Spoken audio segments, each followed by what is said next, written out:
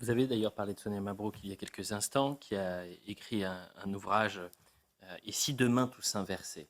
Il s'avère que pour le prochain gouvernement, il pourrait y avoir un portefeuille euh, sur la question de la laïcité, de la lutte contre les discriminations. Il a été question ces derniers jours, était envisagé que soit créé un ministère de l'immigration. Là, la question centrale dans le livre de Sonia Mabrouk, brillant livre de Sonia Mabrouk, c'est la question de l'assimilation. Le creuset de l'assimilation est en panne. On parle même d'assimilation à l'envers. Qu'en pensez-vous, Philippe de Villiers? D'abord, j'ai lu ce livre. Il est percutant, passionnant, brillant. Et on le lit comme un thriller. En fait, ce sont des familles européennes. Je ne vais pas raconter le livre, mais quand même le début. Parce que c'est du raspail à l'envers. C'est génial. Des familles européennes qui quittent l'Europe, qui vont se réfugier dans les pays du Sud. Et là, surprise, les pays du Sud imposent l'assimilation à marche forcée. Alors l'assimilation, c'est quoi? C'est le thème de filigrane de son livre.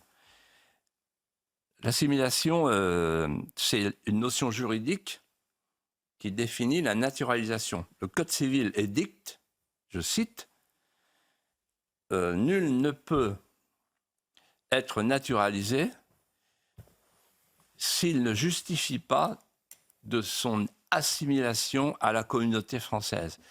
L'assimilation, c'est faire de l'autre un autre soi. Et pour ça, il y a deux conditions à réunir. La première condition, c'est que celui qui arrive accepte une triple greffe. Une greffe de mémoire, la mémoire du pays d'accueil, une greffe d'art de vivre et une greffe de langue et donc d'imaginaire. Il faut avoir envie de ressembler au pays dans lequel on va vivre. Et puis, la deuxième condition, c'est pas pour celui qui arrive, c'est pour celui qui reçoit.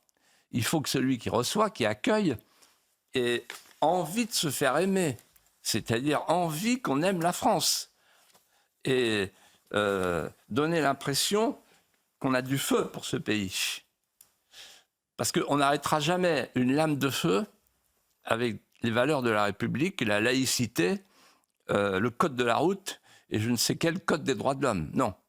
On répond à une lame de feu par une lame de feu. Et si on n'a pas en soi-même le feu intérieur pour la France, si les Français d'héritage ne sont pas des Français de passion, il n'y aura pas de Français de désir.